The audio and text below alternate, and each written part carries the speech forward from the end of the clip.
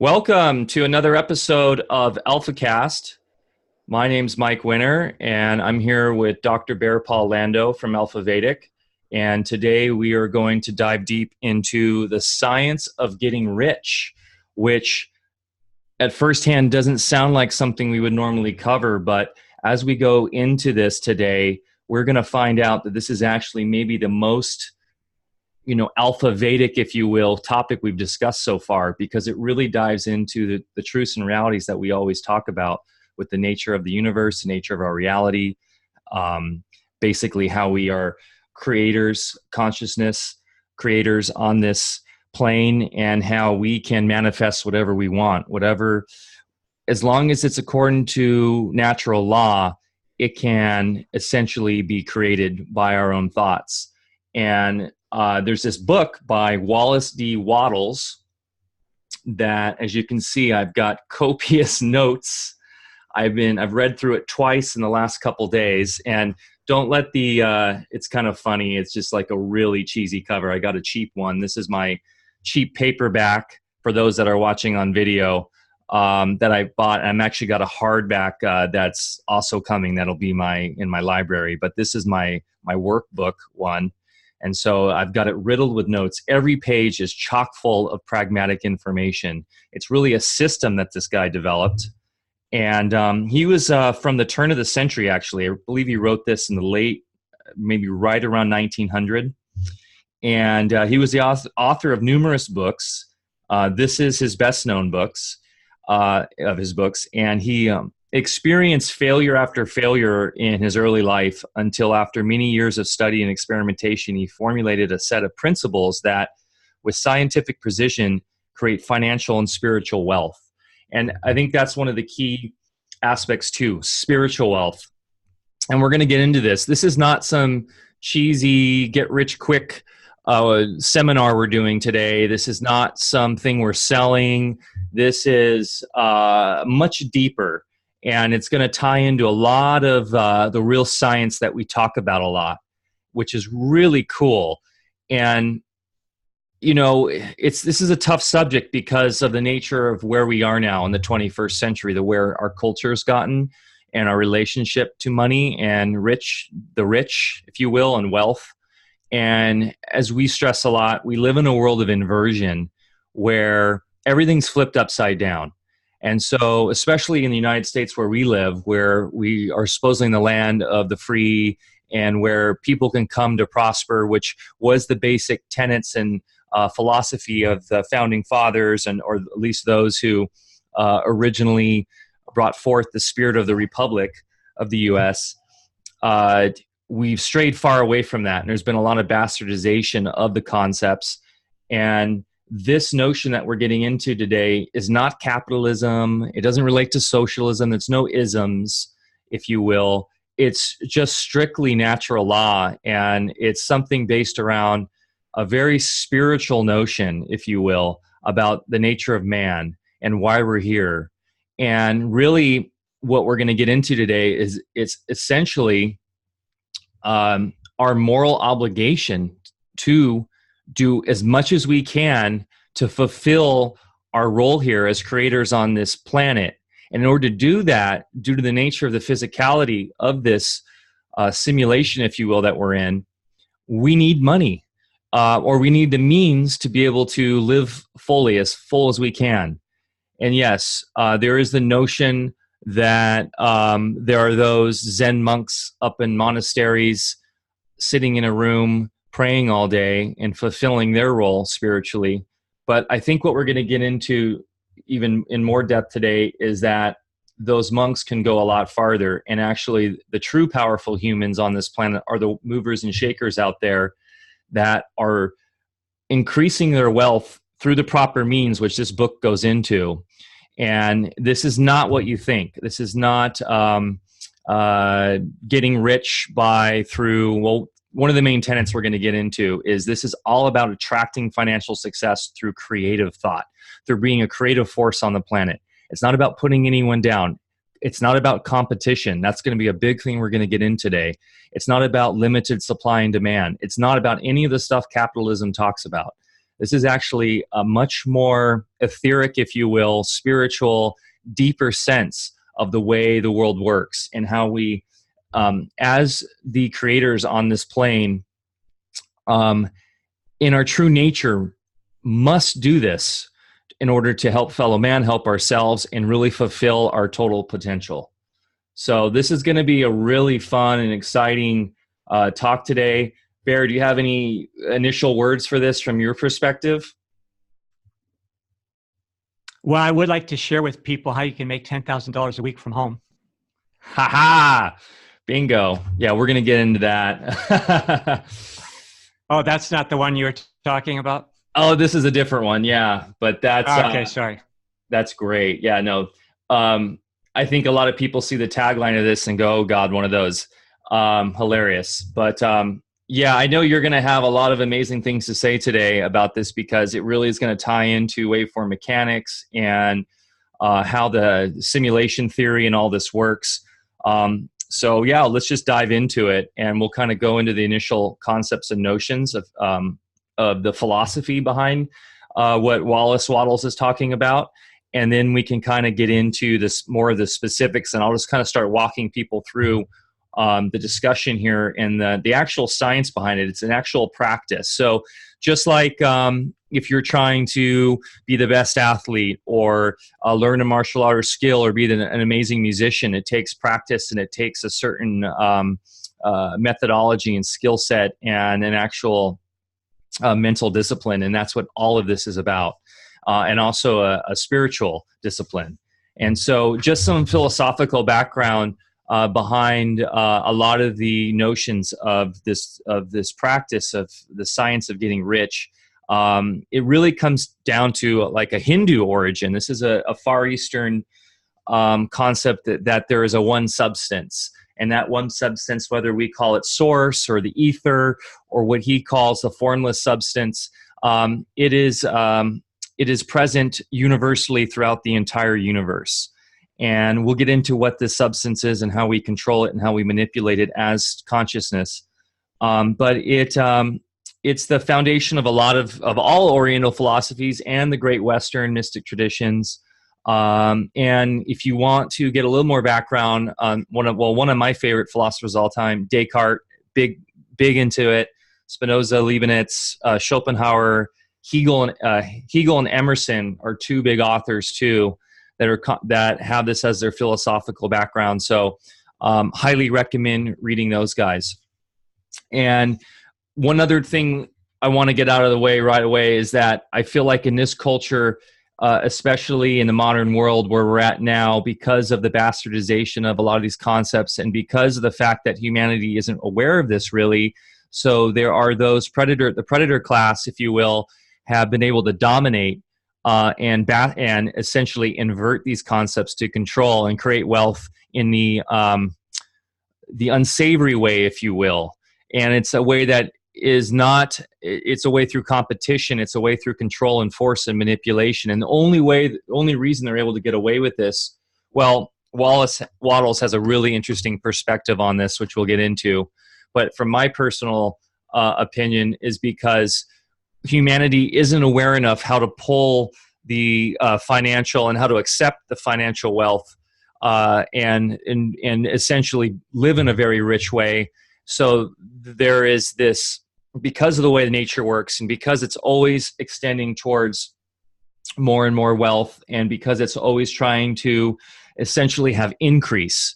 Nature is always trying to increase life, more and more life. There's always going to be a plethora of it. And if you don't have individual consciousness, knowing that and pulling it, there is plenty of room for the predators and stuff to manipulate and capitalize and manipulate it. So what I'm getting at is that we all have the right to be rich.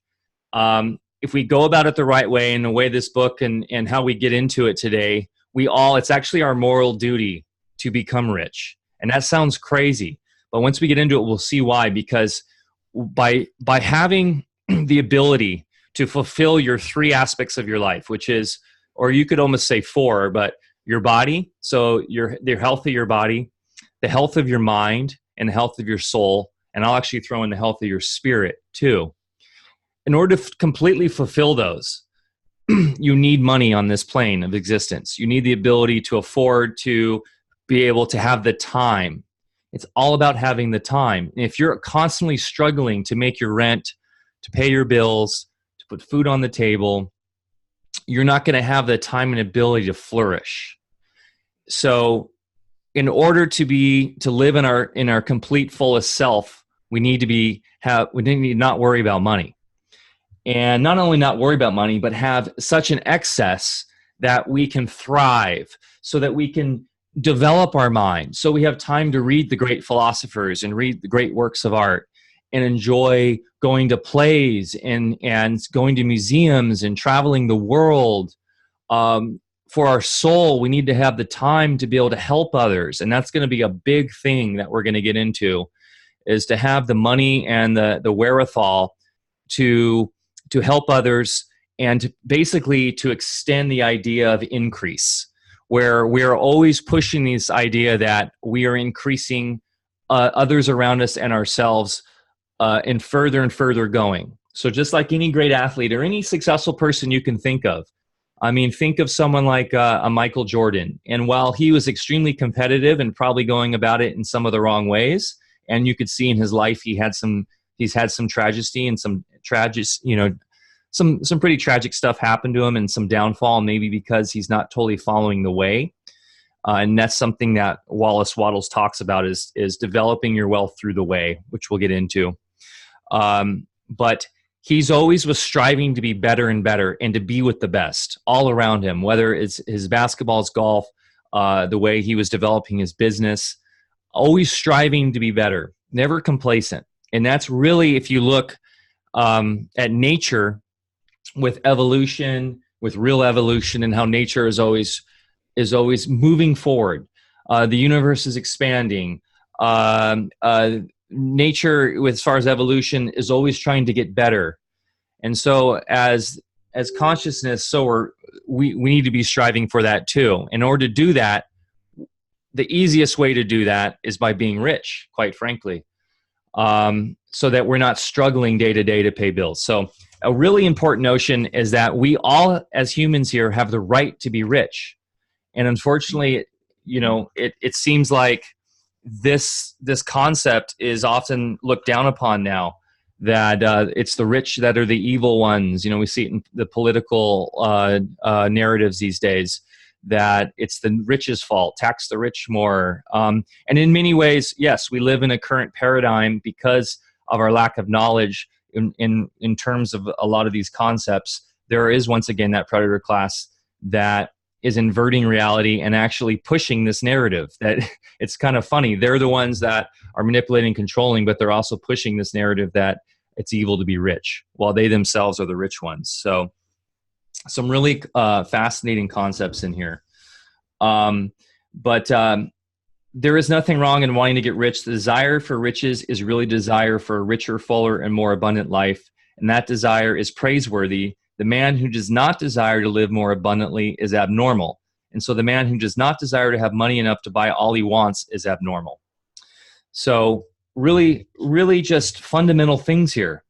And so a man's highest happiness is found in the bestowal of benefits on those he loves. Love finds its most natural and spontaneous expression in giving. And this is so true. As we get older, obviously Christmas is a great example of this. When we're kids and we haven't developed our spiritual side and we're really just living in our body more, Christmas is exciting because we're getting fun toys and gifts. But as we get older and as we evolve, we find that the most rewarding thing about Christmas is giving.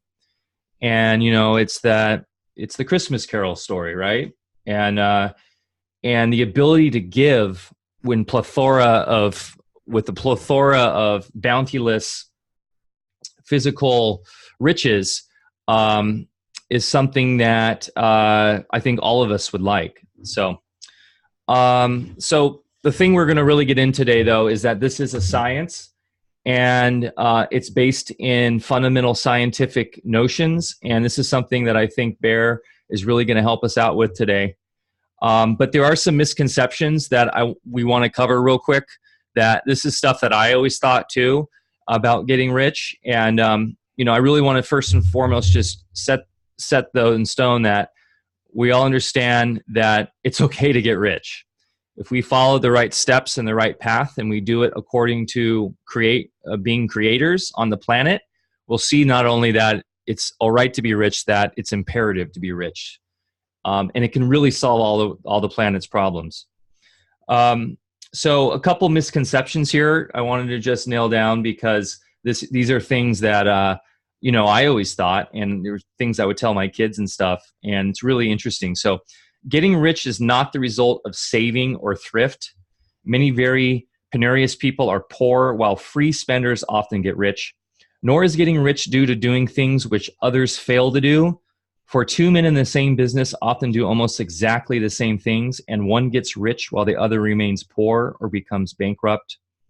And from all these things, we must come to the conclusion that getting rich is the result of doing things in a certain way. And that's what we're going to really cover today, is living by this way. And this way is something that's harmonious, it's extremely moral, and it's really conducive to natural law. And the first concept that he covers that is something that we talk about all the time is this notion of what he calls the original substance or formless substance. It's what the ancients talk about. It's what all the mystic schools talk about. And he basically says everything you see on earth is made from one original substance, out of which all things proceed. There is no limit to the supply of this formless stuff or original substance. Nature is an inexhaustible storehouse of riches. The supply will never run short. Original substance is alive with creative energy and is constantly producing more forms. And this is extremely important. It's the first foundational concept of this book, and something we talk about all the time, Barre. Whether you call it source, whether you call it ether, there's a lot of different traditions that call it different things. This is the substance that essentially formulates and manifests into physical form. I mean, what do you like to call it, Barre? Stuff? Okay, you threw out a lot of stuff there, and I haven't read this book, and I'm eager to hear more about it, with everybody else. But I'll add some commentary for what it's worth. Sure. First off, I'm encouraged to hear that being thrifty isn't the way to do it, because then that means there's still hope for me out there. So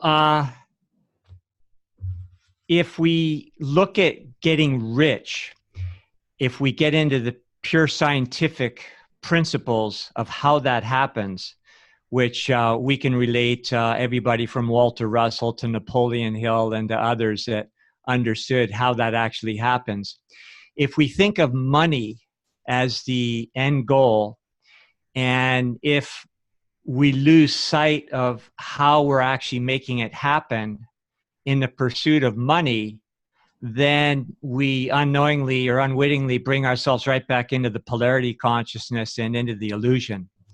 Because if we are so hypnotized on money, which is the end game of the controllers, is to create these baubles that we then think are real, and then we make our whole lives about getting little fictitious digits in a bank account, then we're going to be disempowered whether we get the money or not. In fact, how many of us know people that most people make their lives entirely about getting money. And then the people that are successful, so-called, end up in their, rattling around their soulless McMansions and, with closets full of junk that's going to be relegated to landfills very soon. And then they're still saying, what the F is life all about? And, because they went for the end and didn't even consider how they actually were the ones that made that happen in the first place. Of course, if you're solely focused on yourself as the source and working with the universal source to make that happen, then you know that there's no such thing as scarcity. You'll never be in fear of scarcity ever again. and you'd understand that if you just make it about an end result such as money, well, then you're playing the polarity game again. You're going to end up with, okay, I got money. But then when you have money, then that creates the opposite polarity of limitation or lack of money. So let's take the people that are on the lack side playing the same game. And, of course, there's all sorts of gradations of wealth and not having. You can have, complete homelessness all the way to just kind of barely keeping the wheels on the wagon, which I think they call that a job out in the outer world there. And then you have the people that actually make the money. But, again, it's the pendulum on the two extremes, and neither side is actually considering how you make that happen. And let's just say you're one of these successful people that makes money happen.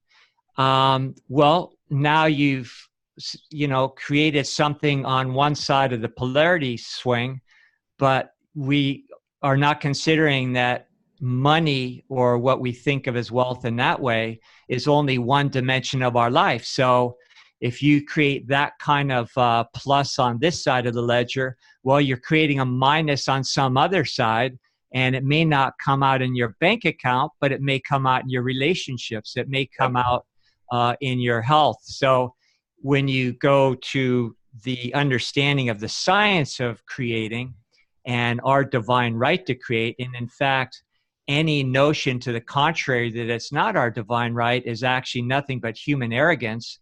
And, you live by the sword, you die by the sword. It's going to outplay somewhere in your life. And we see examples of that in people that are successful in one area, but not so much in the other. What we're talking about, I think, Michael, correct me if I'm wrong, is about creating wellness and prosperity. And of course, prosperity is much different than just being rich financially. Yeah. In fact, so one of the very first pages on the book, he covers this, and this is what we're getting into, what he calls the way. And it's all about the process, right? And the process and the goal, which is complete prosperity. But there are three motives for which we live. We live for the body, we live for the mind, we live for the soul, as I said, and I throw in the spirit too. No one of these is better or holier than the other. All are alike desirable, and no one of the three, body, mind, or soul, can live fully if either of the others is cut short of full life and expression. It is not right or noble to live only for the soul and deny mind or body, and is wrong to live for the intellect and deny body or soul. So when we go to the monks, let's say, and they're just, focusing on the soul, they're not living into their full potential. We go to the capitalist billionaire who's focusing on his body and maybe his mind, but has no soul. That's not the way. That's not the way to true wealth and prosperity. So man cannot live fully in body without good food, comfortable clothing, and warm shelter, and without freedom from excessive toil. Rest and recreation are also necessary to his physical life. He cannot live fully in mind without books and time to study them, without opportunity for travel and observation, or without intellectual companionship. So to live fully in the soul, man must have love, and love is denied expression by poverty. So essentially, the idea is, it's kind of like, the egg before the chicken kind of concept, right? But we need to have all of these things, as you're saying, to live in fulfillment. And I think what Wallace Wattles is saying is that there is this notion that because we live in this physical plane, that in order to have this complete fulfillment, we need to have the vast capability to afford to do all this so that we can fulfill these. And if you're living in abject poverty, that makes it very difficult to do so. Absolutely. There's a book that I did read a long time ago, is Think and Grow Rich by Napoleon Hill. And what was interesting about that book is, if people aren't aware of who he was a protege of Andrew Carnegie and his right-hand man. And through his association with Carnegie, the renowned industrialist, and one of the wealthiest people on the planet at that time, he learned the science of wealth. So his book was to reveal these secrets to the population. And when he took Think and Grow Rich to the publisher, they ended up editing the crap out of it because they said, well, we have to make it more marketable. And so what you ended up with in that book was things like how to create your mastermind group and how to, more the mundane ways to focus in on your goals and write things down and all that sort of thing, which has value, and I really think that does work. But what Napoleon Hill really had in his unedited version was how he went into his personal space, the same as Andrew Carnegie did before any business meeting or any new endeavor. And then he really went into a deep meditative state and as much as possible connected with his source, his higher self, whatever you want to call it. And then that's where in that stillness, and this is the thing that Walter Russell talks about so much, one of the most renowned scientists in the history of the planet, is you have to go into that stillness. And then that's where you receive true inspiration. That's where you get in touch with your true power. And that's how you make things happen. But the publishers of Napoleon Hill's book at that time thought that that was a little too esoteric and book sales wouldn't be what they would hope for. Since then, the unpublished version did come out in its full form, and that's available. But it sounds like the book that you're referring to here, Michael, is more like Napoleon Hill's first one. Yeah, it gets deep. And it's funny, those publishers, if they had read this book, would know to have left that stuff in because they just denied their ability to get rich. I know the irony is great because if they would have read it themselves and wrapped their minds around it, the last thing in the world they would have done is edit it. And the same thing goes for in the world today. The last thing the so-called controllers, the families behind the Federal Reserve, the IMF, and all the controlling institutions, the ones that centuries ago created the concept of money in the first place, if they wanted to truly prosper, the last thing they would have done is done what they've done. But even though they have amassed all of this control through these institutions, creating laws in uniform commercial code that makes us into corporate entities and what they call transmitting utilities that then funnel their little baubles through us, through our productivity, and then back into their hands. In the long run, maybe they've had a nice little reign of terror, but in the long run, they're just shortchanging themselves. Exactly. But, they have to learn their lessons like the rest of us. They're holding on by a thread right now. But the meditation concept is spot on. I mean, so right here in the book, we live in a thought world, which is part of the thought universe, the thought of a moving universe extended throughout formless substance, and the thinking stuff moving according to that thought took the form of systems of planets and maintains that form. So essentially, man reshapes and modifies existing forms right now by manual labor. He has given no attention to the question whether he may not produce things from formless substance by communicating his thoughts to it. We propose to prove that he may do so, to prove that any man or woman may do so, and to show how. So once again, the meditation is crucial. It's the way that we first formulate the plan. And this isn't fantasy. These are solid techniques. When we're, I guess a good analogy would be when we're planning, we have the financial capability, let's say, to finally build our dream house. We're not going to fantasize and put in chocolate. Well, some may put in like chocolate fountains or gold, big rooms of gold, and, Scrooge McDuck, gold rooms we're swimming in, or, fantastical things that don't exist.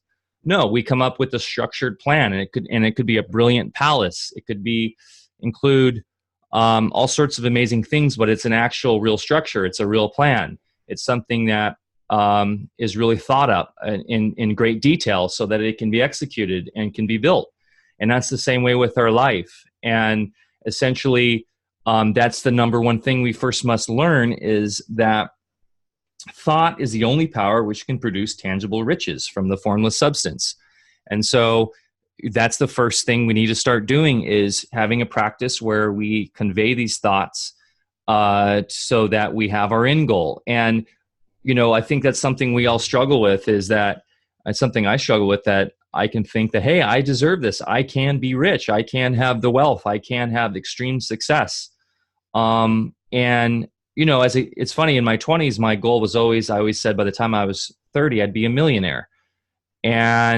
But I was living through fantasy. It wasn't through concise thought. It wasn't through understanding thought creates these forms. It was just kind of like throwing these notions against a wall and hoping one sticks. And it wasn't actually following through. It wasn't living the way. It was complete confusion. And yes, I was doing very creative things, producing TV shows and doing lots of amazing stuff, but it wasn't to a concise plan. So, and I think a lot of people fall in this trap, and we'll get more into this, but it's not fantasy. This is a concise methodology and a science to it. So the idea is that to think, we must think what we think is truth, not regardless of appearances or what the cultural norms are. Super important concept. So it is up to us to think our truth and not what society says, not falling into what society says is okay or what our friends or family say, because quite frankly, a lot today is focused on negativity. So we must think for ourselves and believe in ourselves. And actually, it says here, to think according to appearance is easy. To think truth, regardless of appearance, is laborious and requires the expenditure of more power than any other work man is called upon to perform. So if you think about it, it's really the great innovators, the great entrepreneurs in this world are the ones that buck the system. They're the ones that thought of things that people said were impossible. And they're the ones that made it happen because they believed in it. They did everything they could to form it into reality, and then they prospered from it.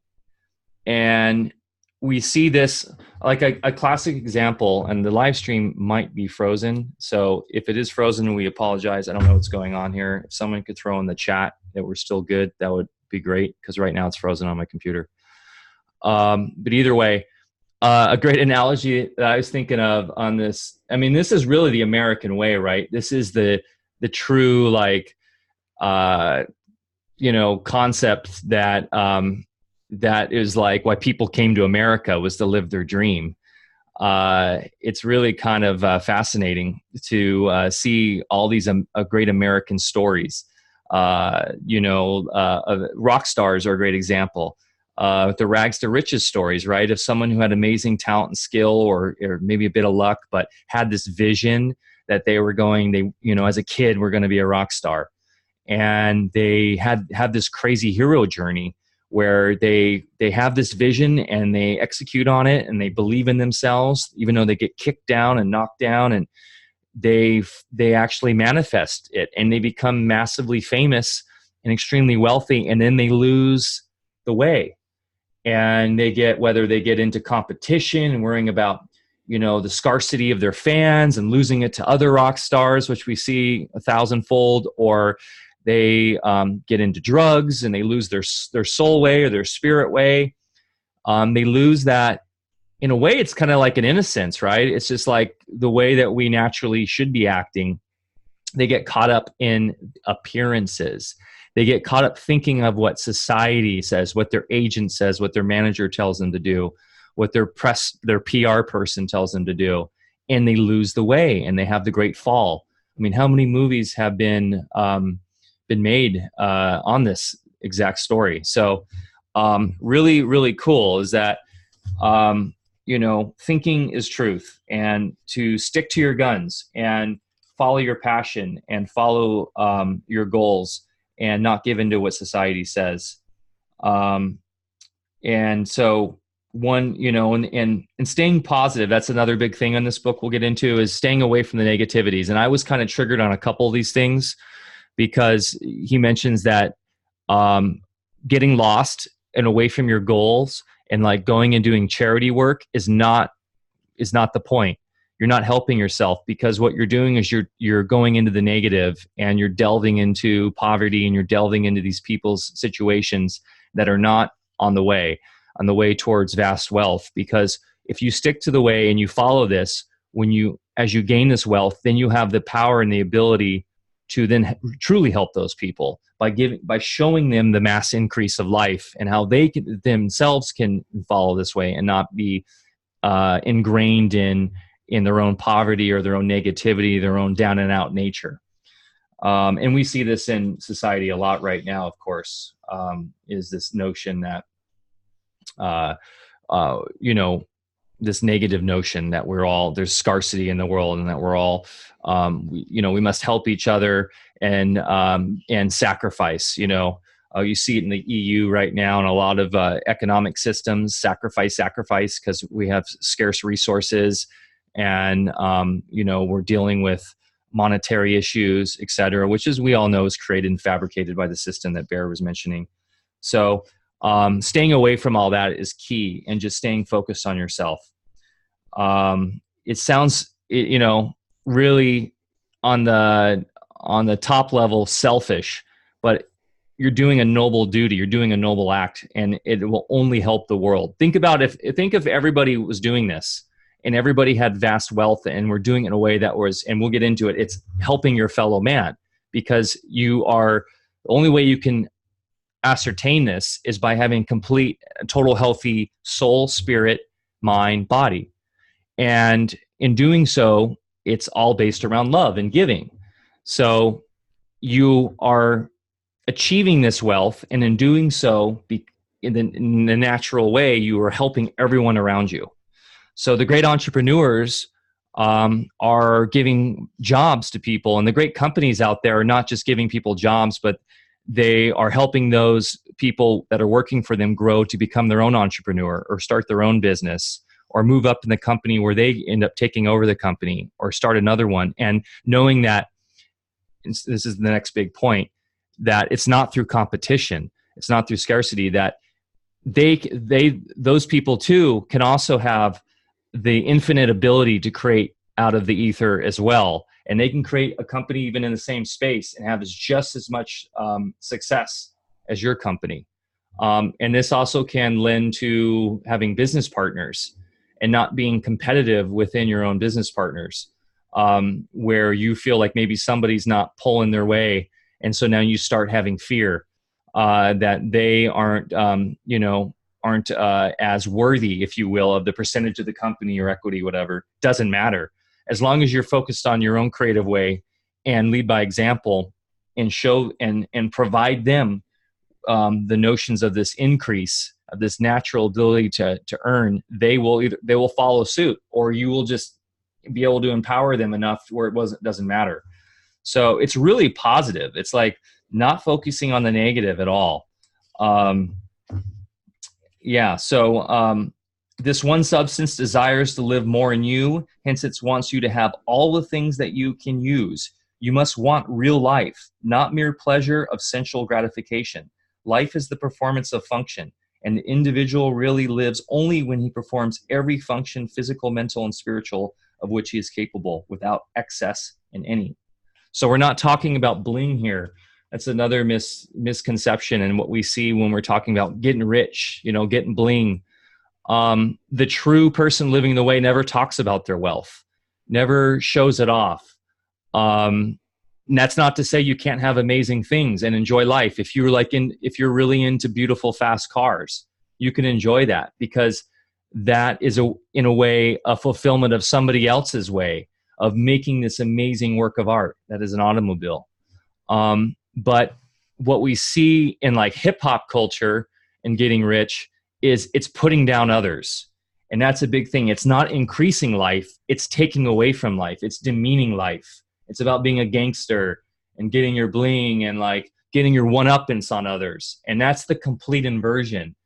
And that will only lead to the lack of wealth and will lead to a soulless life. So we must focus on our true purpose of life, which is to consistently and always be working towards increasing our soul life, increasing our mental awareness, our ability to learn more. I think of my friends who are very successful, and I have friends that are very wealthy from a very young age, and they have a vapacious, is that a word?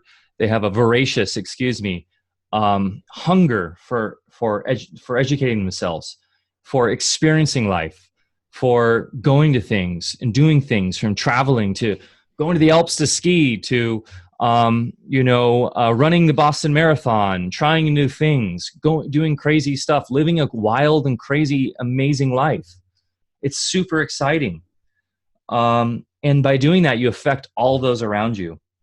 So this is, and it's not to say you're not going to have pleasures in life, of course, but it's not something where, like, again, we're the hip hop culture where it's like this just totally empty, soulless wealth generation where you're getting your one-uppance on others. On the flip side of that, this is a really interesting notion, that extreme altruism is no better and no more nobler than extreme selfishness. Both are mistakes. Get rid of the idea that God wants you to sacrifice yourself, or God, or the true source, or whatever you want to call it. And that you can secure his favor by doing so. God requires nothing of the kind. What he wants is that you should make the most of yourself, for yourself and for others. And you can help others more by making the most of yourself than in any other way.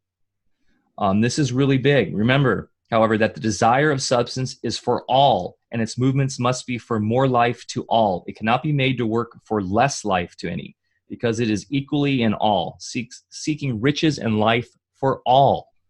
Intelligent substance will make things for you, but it will not take things away from someone else and give them to you. You must get rid of the thought of competition. You are to create, not to compete for what is already created.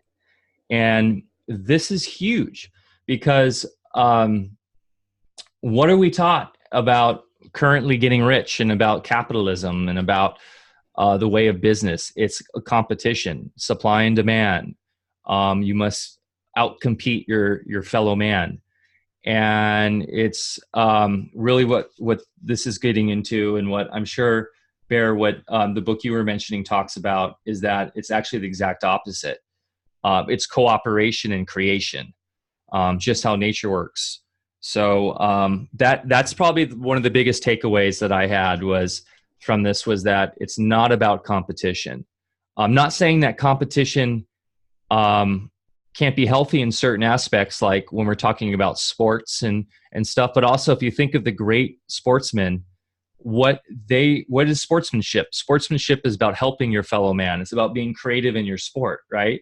The greatest athletes were the ones that kind of redefined what the sport was and pushed the limits with their own creativity and learn new techniques. And going back to Michael Jordan, he was an insane competitor, but he lifted all his teammates. He believed so much in his own abilities that he won 6 NBA championships and even tried to play professional baseball.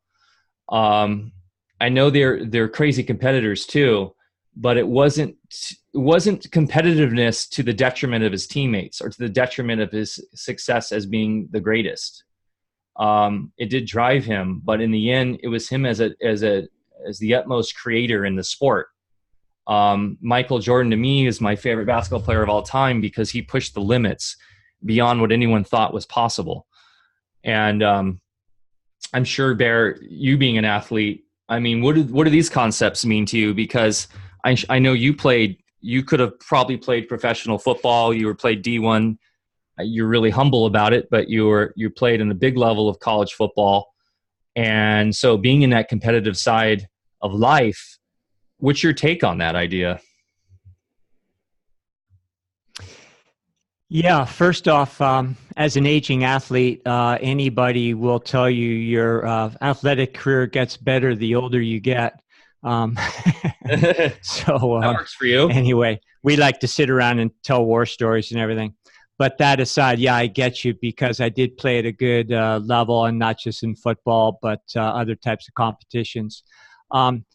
One other comment I wanted to make, just in all fairness to rap or hip hop music, I have a website that I go to from time to time that has conscious rappers, and there's just phenomenal music and lyrics. And so not all hip hop music is negative or bad. And actually, there's some amazing artists that are just extremely uplifting, and you listen to the lyrics and it's like, whoa, this guy's really tapped in. So I actually like some of the hip hop music, but not the stuff that you hear just on the regular airwaves. Okay, so you made a lot of comments here.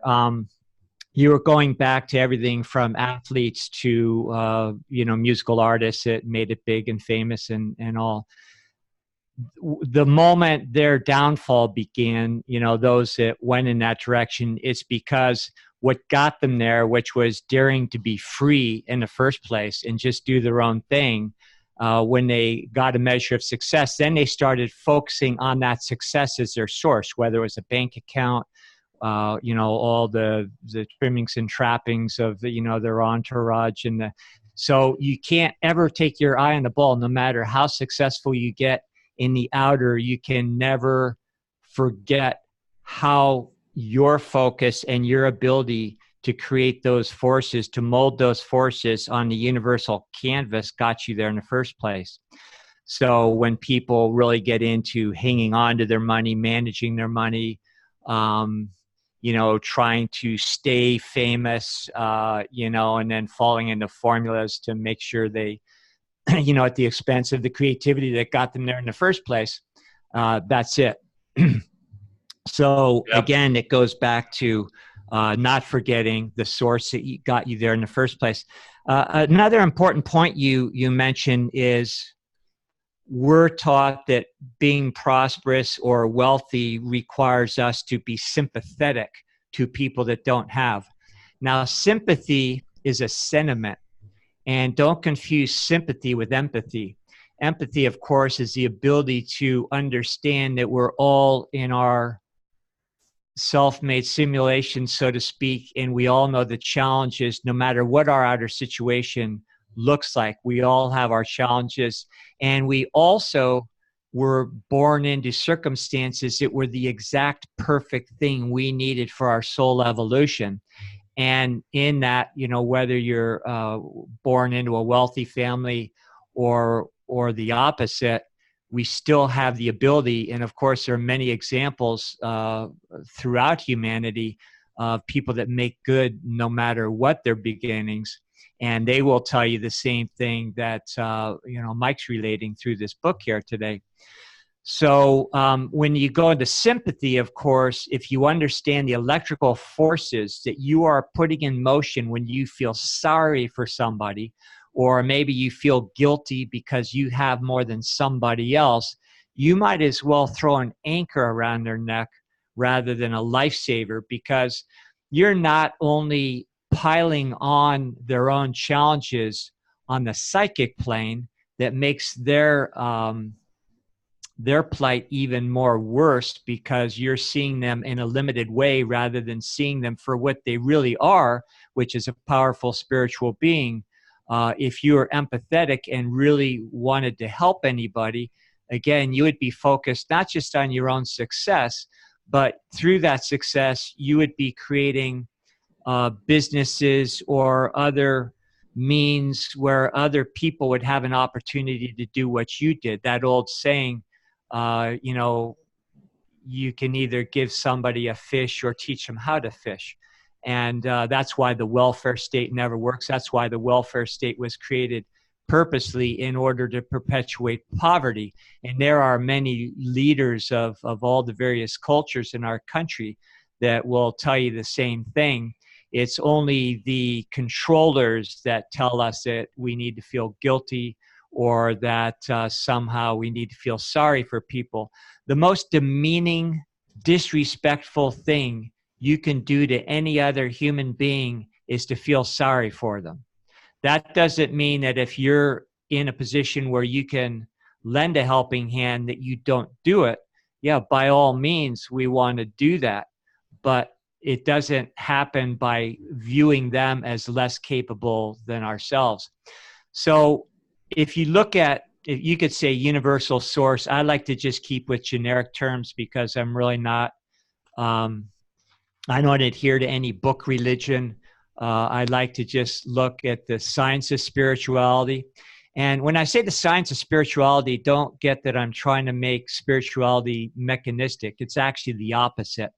The people that tried to funnel spirituality through different book religions that you can only understand, as they're interpreted through one of their high priests, and therefore, you have to once again use a conduit rather than tap into your own source. Then that again is a purposeful ploy to remove you one step further from your own capabilities. So what we need to understand is that we were all created in the image and likeness, and that means the universal creator provided a canvas for us. Now, I like to go into the mechanics of it because that's all been laid out for us. And there's a reason why this real science isn't taught to people like myself in medical school or in MIT in their physics programs or to engineers, because that would end the reign of the controllers. So real science tells us exactly how it works. And because a lot of people like myself have dabbled in it for years and proved it, technologically proved how it works by employing these understandings in medicine and everything you can think of, I have no doubt that this is the way it works, and why what we're talking about in this book, more oriented towards wealth, is actually a science and not just some kind of concept. But as we are allowed to have the ability to create on this universal canvas and the mechanics that have already been laid out for us, if we understood that, then we would know that we have the ability to put electrical forces in motion. And those electrical forces, I'll just throw a few words out here that be meaningless to people unless you've studied this, but just kind of gather that there's actually something to this. We're given basically 9 geometric planes that operate as mirrors, and then different ways to mold through our own use of our consciousness to create electrical forces to bounce off these mirrors. And through a series of convex and concave lenses, we can create any nuance to infinity to create all the diversity that we see around us. And so when you understand a little bit more in detail how that works, then you're actually going to be able to operate your life with more predictability, precision, and without the feeling of lack, or that you in any way do not have the ability to create your own reality. So if you do have the temperament to get more into some of these understandings, then you're going to really heal that conflict of how our mind, which has been programmed with the inverted information, the inverted truth, and then we hear something like what Mike's talking about that might really ring true intuitively, like, yeah, that just seems right. We shouldn't be limited, and that just seems kind of logical on another level. But when your mind has got all these inverted truths, then that's when that cognitive dissonance sets in. That's when you get confused. That's when your mind and your heart are now divided. They are not operating as a single brain the way it's supposed to operate, and you're in conflict with yourself. So when you read some of these books and then you put some of these things to practice, it seems slow going, but it shouldn't be slow going at all, because when you understand the mechanics of the universe, if you put an idea in motion, which is an actual physical electrical event, at that moment, no matter what your idea is, whether it's building a house, filling up your bank account, creating health in your body, it's already done. It's done. It's a done deal. The only thing that's going to prevent it or slow it down from popping into the manifestation in this level of simulation are all the doubts and the inverted information that's been fed to us and engrammed into our consciousness. But if you realize, if you really understand those forces that only you have the ability to put in motion any idea you have, and then you back it up with a desire and the intent to do it, it is already a done deal at that exact moment. Walter Russell, the great minds of all time have all told us the same thing.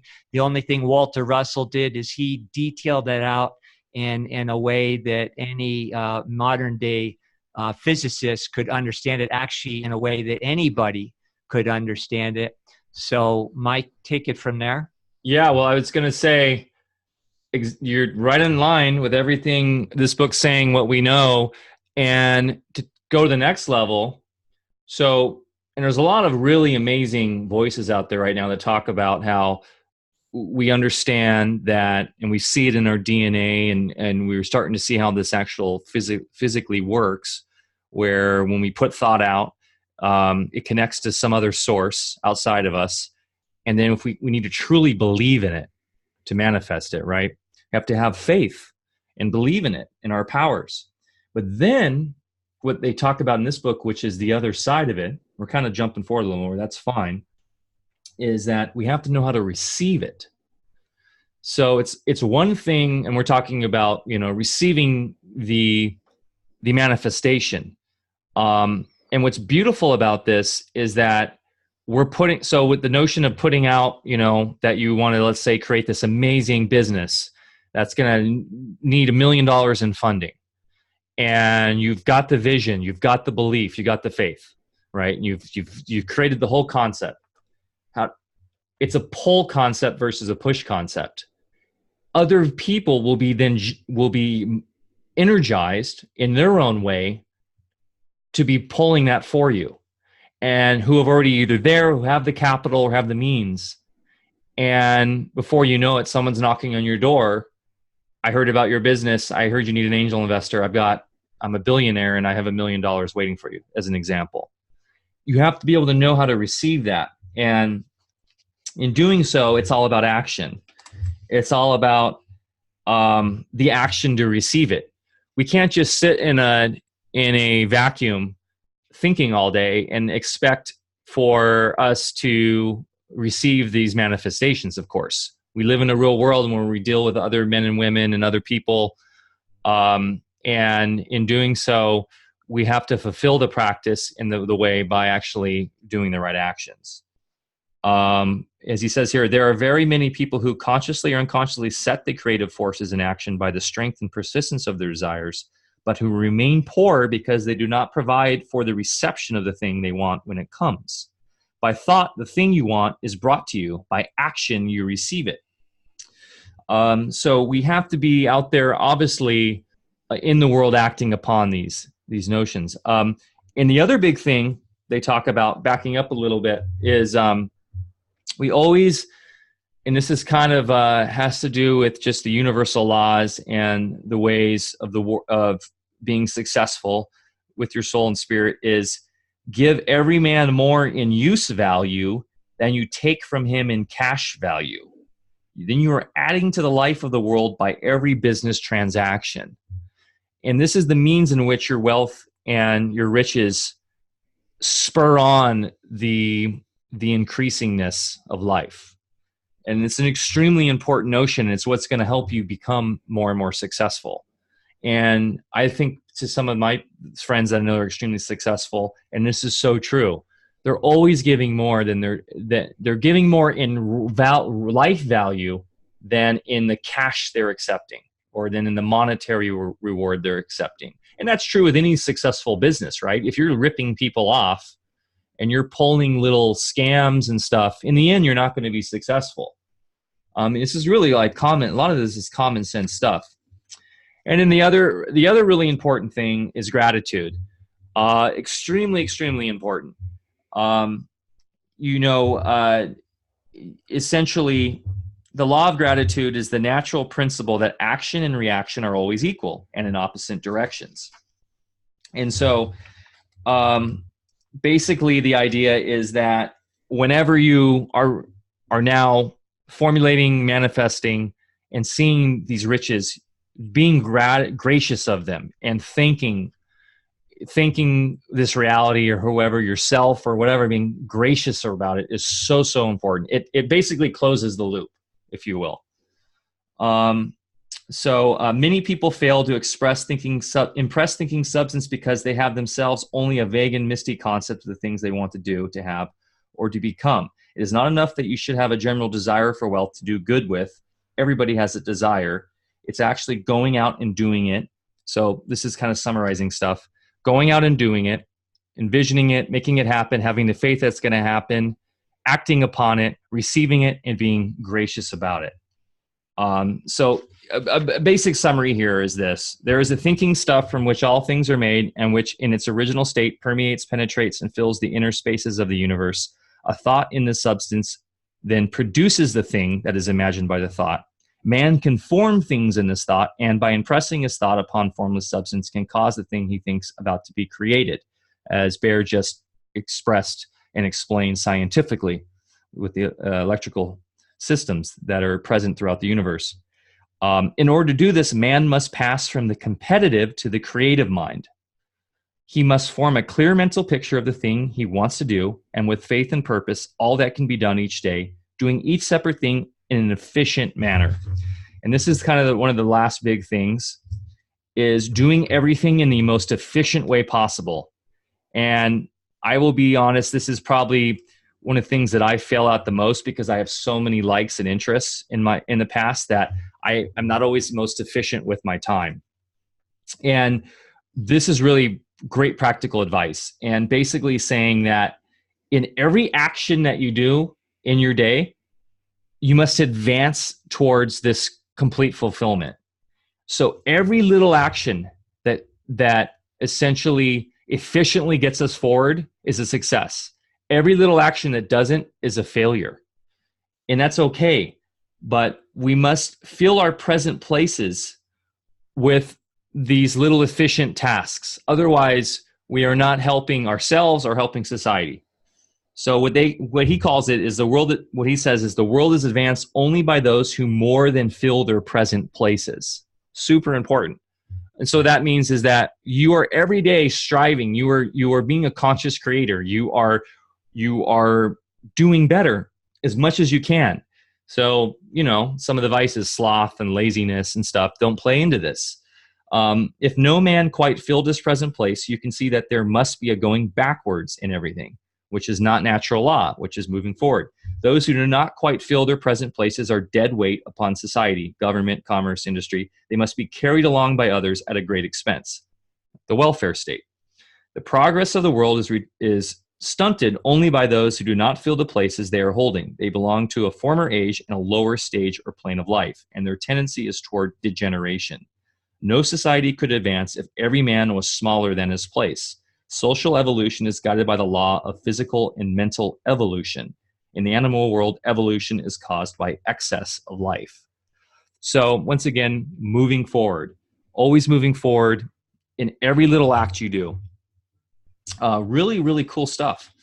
So once again, the summary is understanding that there's this ever-present formless stuff out there that we can shape and control by our thoughts, and that we can manifest by having a concise thought form and believing in it, then acting upon it, of course, being thankful and gracious for it, and being as efficient as we can every day in formulating it.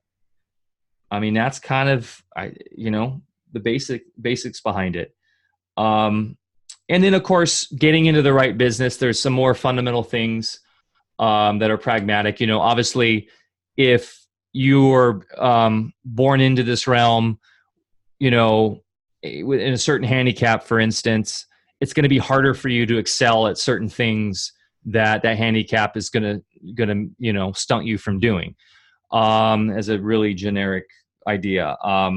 you will get rich most easily in point of effort if you do that for which you are best fitted, but you will get rich most satisfactorily if you do that which you want to do the most. So super crucial, yeah. And I feel like that's a big issue with our society nowadays. It's like, pick one thing, that makes the most sense. Go to law school, go to medical school, and because that's the best thing that you should do, and that's where you're going to make the most money. But is that really what you want to do? Is that really what you were brought here to do? So understanding that is super, super crucial. So picking the right job is really important. And if you're stuck in a place right now, you're never stuck. That's like a really powerful message about this is you're never stuck, because instantly you know that there's infinite potential because we're conscious creators, and you can start working within your current job to move forward towards your real way and to the real path. You can do what you want to do, and it is your right and privilege to follow the business or avocation which will be most congenial and pleasant. If you feel that you are not in the right vocation, do not act too hastily in trying to get into another one. The best way generally to change business or environment is by growth. Naturally grow into it. Do not be afraid to make a sudden radical change if the opportunity is presented and you feel after careful consideration that it is the right opportunity, but never take sudden or radical action when you are in doubt as to the wisdom of doing so.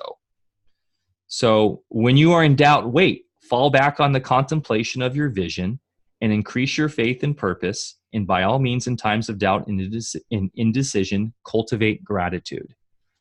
So falling back to that stillness, that presence, and being calm and knowing that there is no ever reason to freak out or have stress. Go as fast as you can, but never hurry.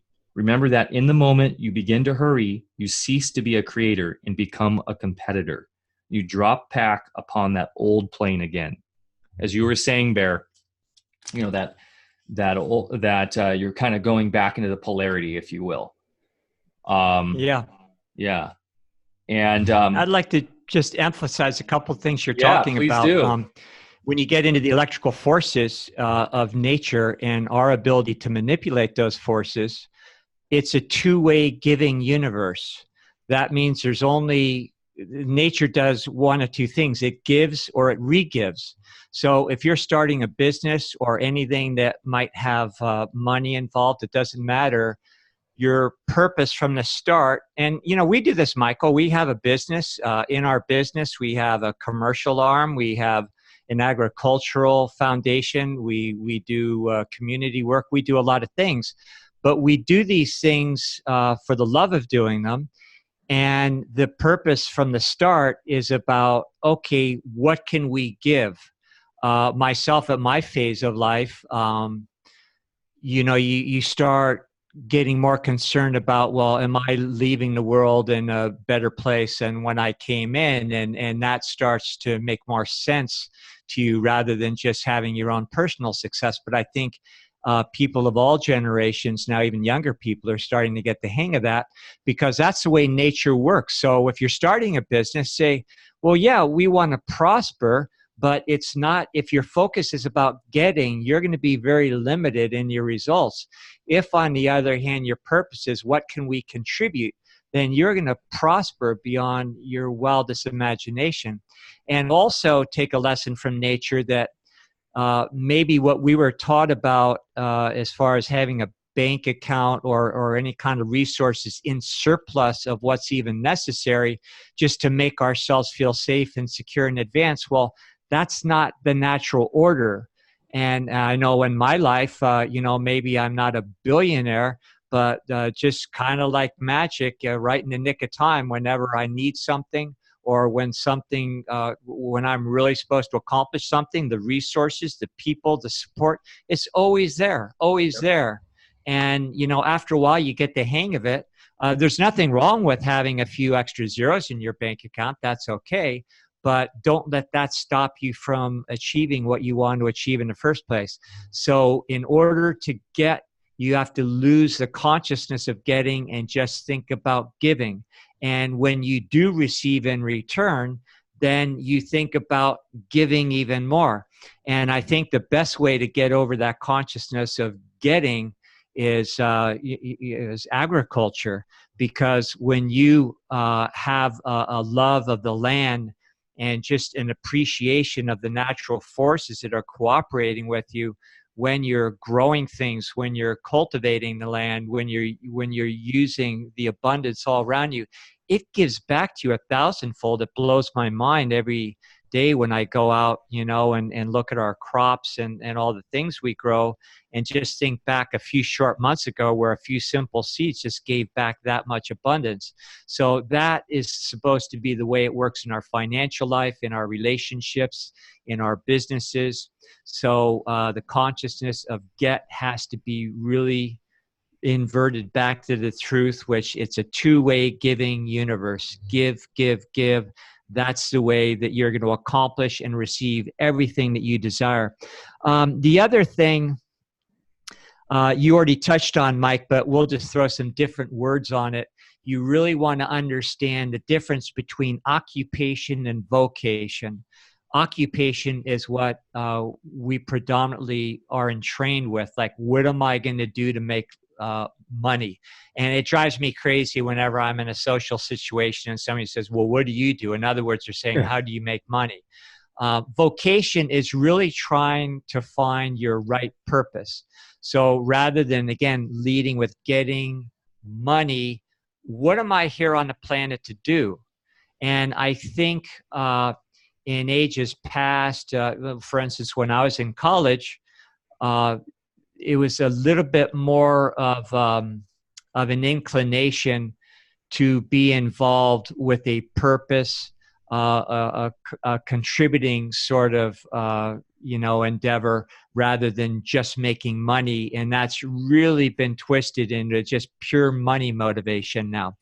Greed is good. We've really been sold the whole thing. So you really need to find your right path of purpose, your vocation. And people come to our land all the time. I mean, you see what we're doing up here, Mike. We wear many hats, and we have a lot of people say, geez, how do you guys keep all this stuff going? And how do you find the energy to do all this, especially at your age? Well, it's a labor of love. It's not even a labor. You never run out of energy if you're doing what you love, and if what you love is in alignment with what you're supposed to do in the first place. That's vocation. Forget about occupation. You've got to find out your true purpose. Yep. The last thing I'll say is, in a lot of these, more spiritual oriented ways of it, or manifesting the life that you want, we hear a lot about everything from prayer to affirmation, and those things are all fine. Now, this is going to rankle a few people, but here's the way it's supposed to work, I believe, and have seen good evidence of this. Affirmations are nice in that you're focusing on your ideas that you want to manifest and putting yourself in that positive state. But that's a real different thing than decreeing. Now, decreeing, well, let's put it this way. What is a sovereign? We think of a sovereign as a king or a queen, royalty, and a sovereign decrees. They don't supplicate themselves. Now, people say, whoa, that's pretty arrogant. You're putting yourself before God or some such thing. No, not at all. In fact, it's absolute, again, human arrogance to think that somehow we can limit the universe or limit God, whatever you want to call it. We are given free reign to create beauty in our little coordinate in the universe. And so if you want to make something happen, you have to have a little bit of an attitude. You decree it, just like any sovereign. You decree it, and you have that full expectation. That is your right. You do not have to supplicate yourself to any other, especially external authority, outside force, or some concept that says you don't have a right to do that. Affirmations, prayers, it's a wonderful experience too, but it is a supplication. When it comes to your actual manifestation, you have to decree. You have to say, I am the source at this coordinate. I have full creative capability. It is what I'm supposed to do. And you want something, you decree it. And it doesn't forever just require faith or belief, because when you act boldly, there will come a time where you have had enough repetition of things manifesting based on the forces that you put in motion, that sooner or later that faith and belief will become pure knowing. And if you put certain forces in motion with an expectation and things don't happen, then rather than look at it as a failure, then you understand that, well, okay, maybe I'm a little off the mark. That's not supposed to happen. So let's go back into the stillness and reset my focus into what's really supposed to happen. And then bingo, you're going to find, okay, I get why that didn't happen. And, why, there seemed to be a little bit of a delay. And now that I've reoriented myself, I'm right back on target again. So you don't get discouraged that way. You don't end up going out in your garden and digging up the seeds every day to see if they're still growing. So, a lot of great things, it sounds like, in that book there. Oh, amazing. He talks about that, the difference between like decreeing and just praying and asking.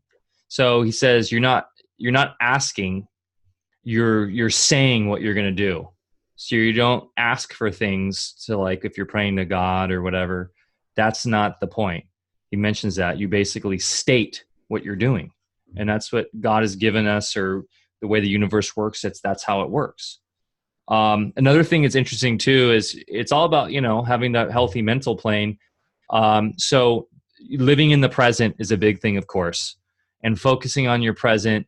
Like we were saying, each action, right? If you really want to get into the minutiae of every little thing you're doing, but there's no need. And this is something I found really freeing, to be honest, because I get really trapped in this mindset as like looking to the future and prepping for the worst case disasters. I'm not like a total prepper, but I definitely want to, as a conscious and rightful father and husband, I want to make sure that I'm, preparing for the worst so that I can protect my family, etc.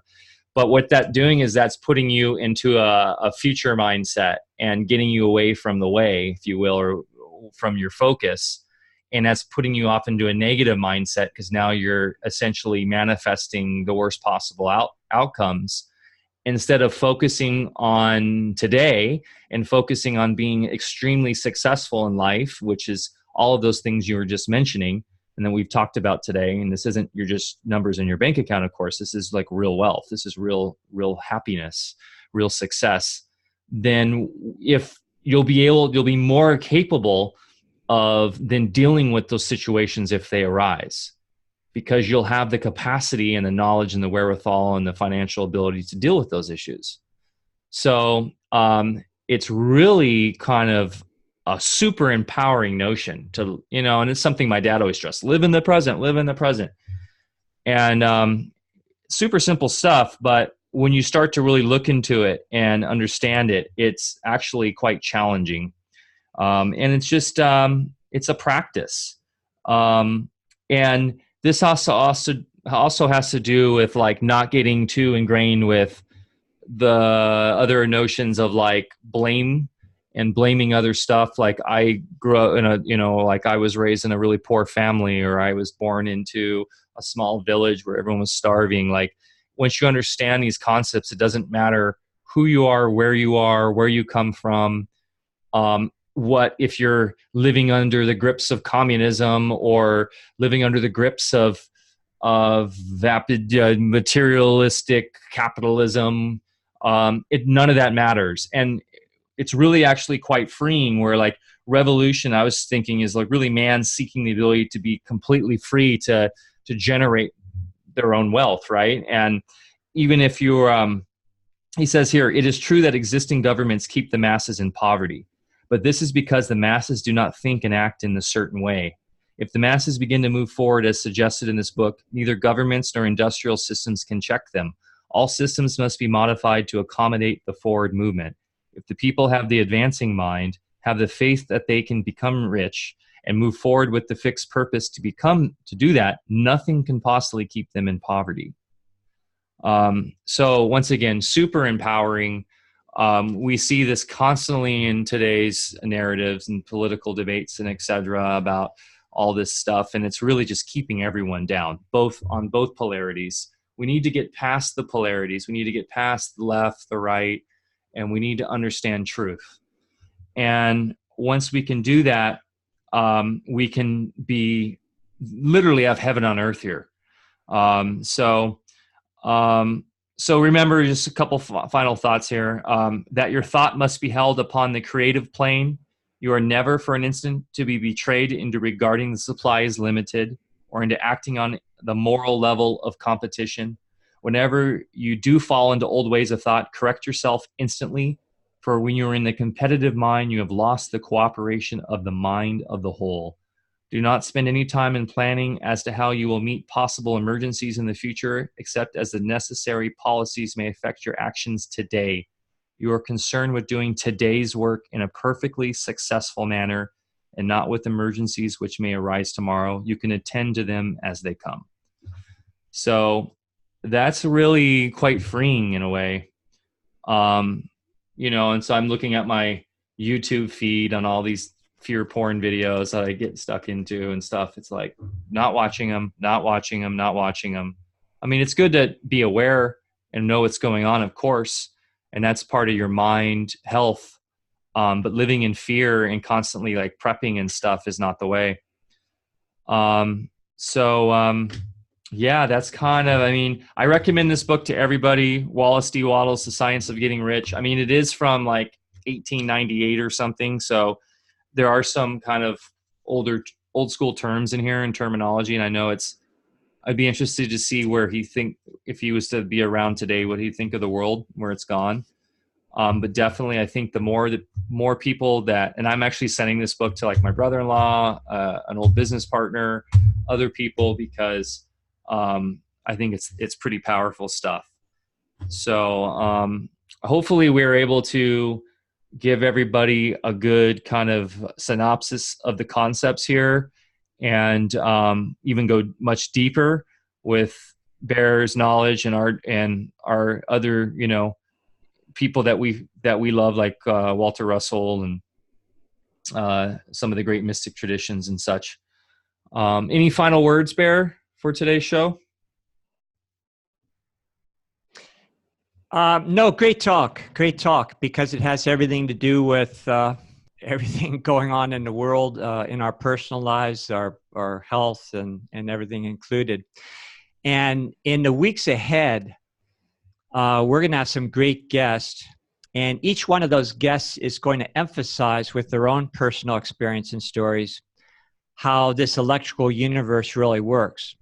For instance, I think in a week or so, you correct me if I'm wrong, Mike, we have someone who's going to be talking about how to protect. He's more of an expert in protection for your physical health and mental health Justin from toxic electromagnetic frequencies from Wi-Fi's, all that sort of thing. So he's going to talk about that. But what does that even mean? It means, well, there are distorted electrical waveforms that are affecting our bodies that are overriding the universal waveforms that we find in nature. So that will reinforce not in a negative way, but just in a pragmatic way. And you can be in the moment and pragmatic at the same time. Just like, we're farmers. So like farmers of all time, it's not negative to say, well, I better have a little extra hay in the barn or something in case the weather changes. And, you just prepare so that you can, ride out any situation and do what you need to do. So I don't call it prepping. I just call it taking care of business. Totally. But you don't live in the negative. So the EMF protection with a real expert in that field, that's going to be a great one. Very soon after that, we're going to have a very renowned individual who was one of my early teachers in sound therapy. And it's going to be about using sound to heal our bodies and to employ technologically for a lot of interesting things that she'll talk about. And I've used these techniques for years in my own practice in life. But again, what's sound? They are electrical waves. It's another dimension of that same creative wave that emanates from our mind in the first place. Shortly after that, we're going to have people that are well known in the field of science that are well versed in Walter Russell waveform mechanics, and people that have made great contributions technologically. And they're going to, go in a little bit deeper into how these forces actually work and how we can more predictably use these forces for everything that we're talking about today, which is manifesting the reality that we want. And a lot more coming in the future, but I'll stop there. The main point is that it all gets back to the one source of the only thing that can possibly manifest anything in this universe, which is electricity, and that electricity comes from our own minds. And with our ability to pop those electrical waves to manifest through our desire, through our intent, and our ability to work with the universal patterns rather than going contrary for selfish reasons, we will be living in heaven on earth. Bingo. And one last little notion here is the idea of the advancing man or woman or human. And basically the idea is, once again, natural law that we should always be advancing and evolving. And it's kind of funny what he says here, and this will relate to you, Bear. The advancing man in medicine who holds to a clear mental image of himself as successful and who obeys the laws of faith, purpose, and gratitude will cure every curable case he undertakes, no matter what remedies he may use. So that's amazing. Some sound words there that we believe in and understand and know. So we'll leave it at that. Thanks, everybody, for joining us today on Alfacast. I hope you got something out of this talk, and you can start using some of these techniques and these notions in your life. That's what we're all about. And if you like this show, please subscribe to us. You can actually follow this show live on dlive.tv/Alfa Vedic. We do this live every Thursday at 10 a.m. Pacific Standard Time. You can join in on the chat. And if you're more into YouTube, we do a premiere every Thursday at 5 p.m. on YouTube. And so you can subscribe to us there, hit the like button, and hit the little bell to be notified when we have new videos up on there. We also are on iTunes. You can subscribe there, as well as Podbean. We have a growing community on Telegram, t.me/Alfa Vedic. Please join us on Telegram. It's a great little app you can throw on your phone, and you can join in on daily talks that we have on about all sorts of different topics and concepts. It's a really fun crowd in there, and that's where I spend most of my time as far as our community goes. We're also on Discord, Facebook, Instagram. So follow us. You can go to alfavedic.com and see all the links there, and join our mailing list too to get notified on future shows. Thanks for joining me today, Bear. It's always a pleasure. And Mike, I almost forgot. Happy birthday. Oh, thanks. And happy I almost forgot. Happy birthday. Oh, thanks, man. Yeah, in a couple days. And happy birthday to you. Right on. Okay, man. Well, have a good one. And you guys enjoy your day.